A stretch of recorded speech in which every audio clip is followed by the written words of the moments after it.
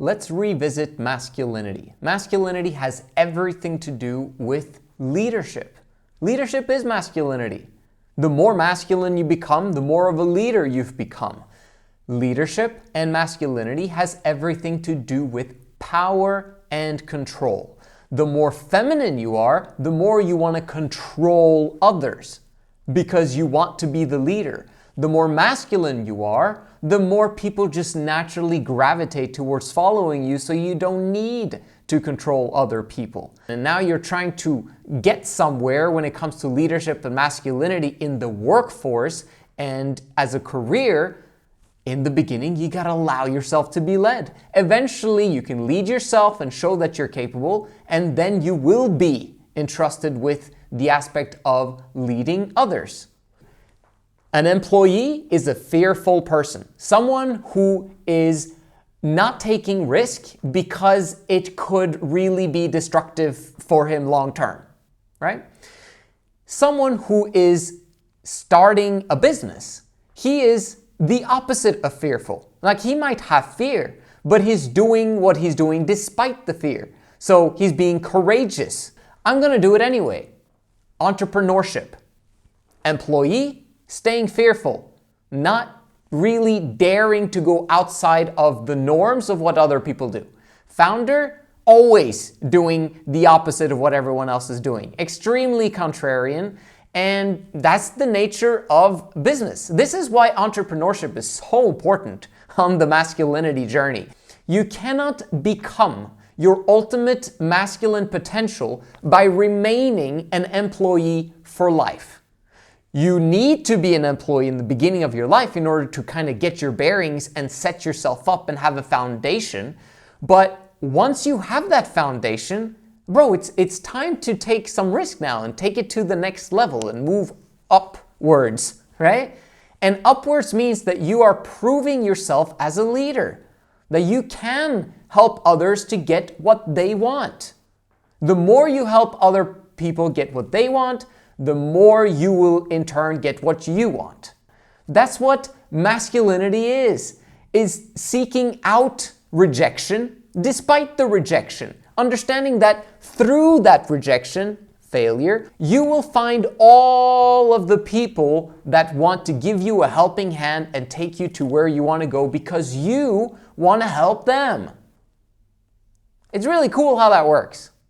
So now we understand that if you want to get to where you want to go in fulfilling your ultimate potential, you need a lot of options, okay? Because 95% aren't going to want to help you with squat, okay? They're actually going to reject you and maybe even laugh at you and point fingers and say you're stupid or say you're foolish or why are you trying this or why are you trying that, or say that, bro, you can't do that stuff. What are you talking about? 95% are going to do that stuff, and they might be family members and friends. But there are 5% of people that will say, let's go. On the journey towards success, you need as much options as you possibly can get. And those options will allow you to only have positive people in your life. Because life is a social adventure, and you're not going to reach the top without other people, right? Product and services need to be exchanged. You're not going to make $1 million without you actually producing something of value to at least 100 people, right? I mean, who's going to pay you $10,000 each? Who's going to do that if you don't provide some form of value to them? Okay, so you need to provide value for 100 people or 1,000 people or 10,000 people or 100,000 people, and people think that's impossible. And that's not true in this day and age because of the digital solutions that we've got. We love the internet. As long as you get better at explaining the product and service that you're trying to portray and give to people, things are going to improve and people will begin to notice your message because all of us are pretty much all the same. Like, we all want the same stuff. Okay, we want to progress in our lives on our masculinity journey. We all want to feel happy and safe and comfortable and have cool stuff in our lives and toys and, like whatever it is. You can present your product or service to 1% of the population of the world because of the internet. Okay, not everyone is connected to the internet, but you can still reach 50 million people. If you can reach 50 million people, you are a multi-millionaire, right? So it's just about you improving and making things better on your journey. And most importantly, getting the collaboration of other people. So how does that journey start and how does that journey eventually end up?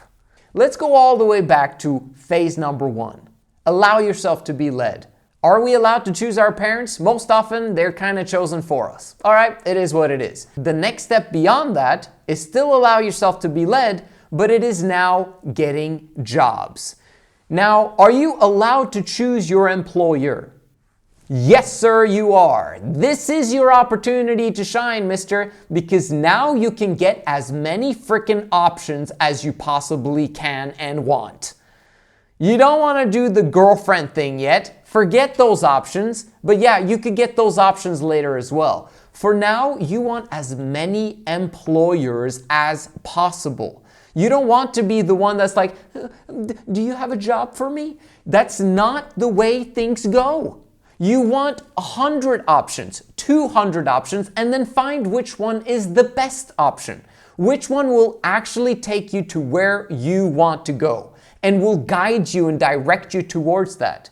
The more successful they are, the more they can lead and direct you, but that means that you're going to have to pay a steeper price to participate on that person's journey because they don't need you, right? And they've got other stuff to take care of, and there's no reason for them to mentor you one-on-one.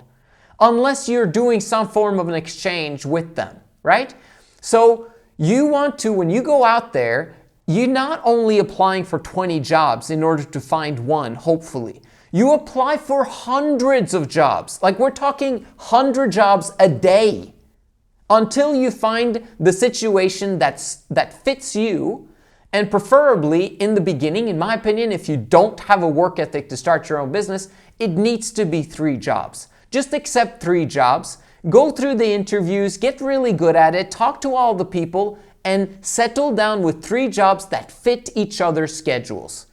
If you can do that, you are now putting yourself in a masculine situation because you're the one that's bargaining for what you want, and you can't be extreme because you're still a beggar. You're still someone who needs a job.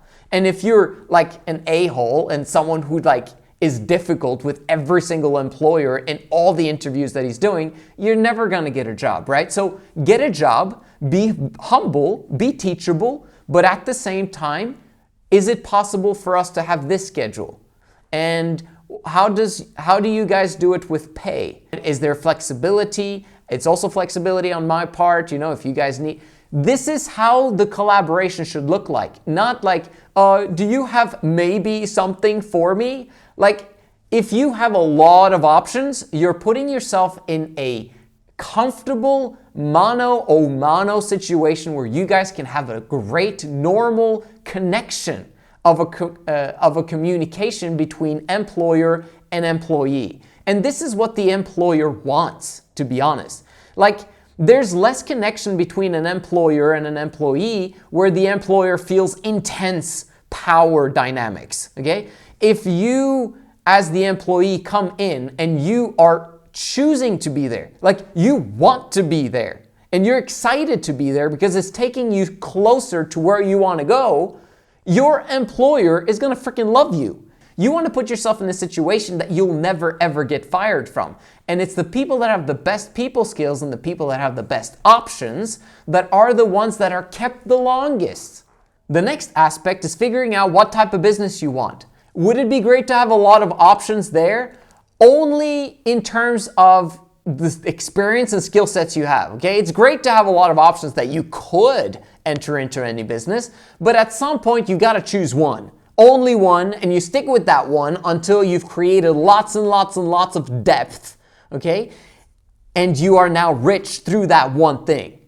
So you use the options in order for you to go deep, okay? Create width, okay? Many options, and then you choose one and go massively deep in order to understand it so that you can solve problems for lots and lots and lots of people. Now you have a product or service.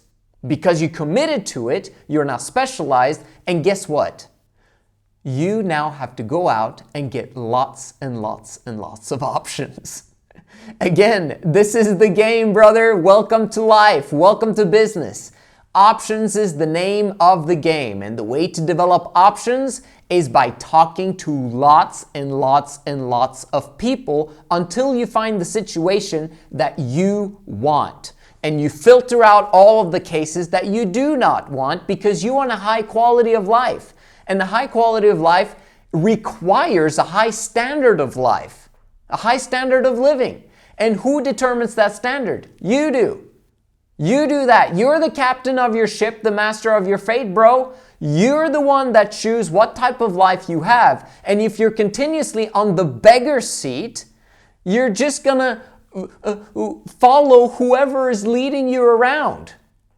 You're not independent and sovereign as a beggar, okay? You are putting yourself in a situation where you've got no option. You just gotta take what you get. But if you are the leader, if you've got massive abundance, then you set the standard for what is acceptable and you set the rules because you've got the gold. It's called the golden rule. And you've got to start living it in your own life. I'm really excited for you because you've come to the right place. This is an amazing community that's going to take you to where you want to go, that's going to help you to develop lots and lots of options because it requires lots and lots of rejection. The only way you're going to get through that initial phase of business that you absolutely hate, it's only extremely difficult in the beginning, by the way. Like, do you think it's very extremely difficult for the people that are making tons of money? The problems become bigger, yes, right? But solving the problem isn't harder. It's harder early on in the days of an entrepreneur than it is later. In his later years as an entrepreneur, because he's got nothing to lose. Like he's become risk diversified now. He's invested into multiple things, so if one thing goes belly up, he doesn't really care, okay? If you're in the beginning part of your life, bro, like you've got to make it. It's the hardest part. And it's the time when you feel like it doesn't really matter if you do your daily habits or not. It doesn't really matter if you talk to a stranger or not. It doesn't really matter if you get rejected or not today. Although that is the only thing that matters. That you move ahead with speed in talking to as many people as possible to figure out the best options for you so that you can select those options, go deep on those options and make things happen. This is how you develop a quality of life that makes you feel like a winner and makes other people also feel that you're a winner, and then you are one. It is what it is. I'm excited for you guys. Make sure you DM me. I'll talk to you guys in the next one.